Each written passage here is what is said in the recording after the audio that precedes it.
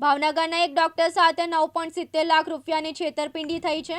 ડોક્ટરે પોતાની નવી કાર આણંદના ધવલ ભરવાડને ભાડે આપી હતી, જે આરોપીએ ગીરવે મૂકી દીધી હતી। આ મામલે ડોક્ટરે પોલીસ ફરિયાદ નોંધાવતા પોલીસે વધુ તપાસ હાથ ધરી છે। આ બનાવ અંગે નીલમબાગ પોલીસ મથકેથી જાણવા મળતી વિગતો અનુસાર ફરિયાદી ડોક્ટર અનિલ કેશવભાઈ સેતાએ 16 ઓક્ટોબર 2025ના રોજ શોરૂમમાંથી 9,70,000 રૂપિયામાં 4 વ્હીલર ખરીદી હતી। તેમણે 95,000 રૂપિયાનું ડાઉન પેમેન્ટ કરી બાદ 8,75,000 રૂપિયા HDFC બેંકમાંથી લોન કરાવી હતી। ડોક્ટરે તેમના કાકાના દીકરા મિલન સેતાના કહેવાથી તેના મિત્ર ધવલ મેહુલભાઈ ભરવાડને ગાડી ભાડે આપવાનું નક્કી કર્યું, જે ભાડેથી ગાડીઓ ફેરવવાનો ધંધો કરતો હતો। 18 ઓક્ટોબર 2025ના રોજ ડોક્ટરે ધવલ ભરવાડને મહિનાનું 40,000 રૂપિયા ભાડું નક્કી કરીને ગાડીનો કબજો સોંપ્યો હતો।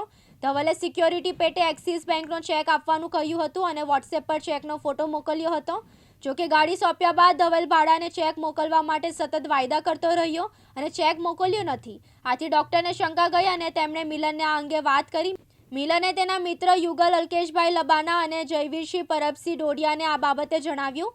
15 નવેમ્બર 2025ના રોજ યુગલે ગાડીમાં ફિટ કરેલી GPS સિસ્ટમની એપ્લિકેશન ટોયોટા આઈ કનેક્ટ દ્વારા ગાડીનું લોકેશન ટ્રેક કર્યું।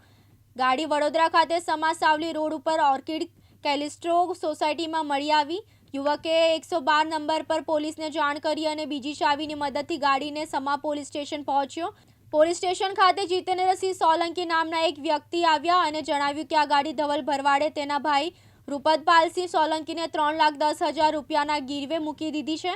આ ઘટનાના બીજા દિવસે ગાડીનું GPS સિસ્ટમ બંધ થઈ ગયું અને ધવલ ભરવાડનો ફોન પણ સ્વિચ ઓફ આવવા લાગ્યો। ડોક્ટર અનિલકુમાર આણંદ ખાતે ધવલના ઘરે આવ્યા, પરંતુ ત્યાં કોઈ સંતોષકારક જવાબ મળ્યો નહીં કે ધવલ હાજર મળ્યો નહીં। આ બનાવથી ડોક્ટરને ખાતરી થઈ કે તેઓ છેતરપિંડીનો ભોગ બન્યા છે।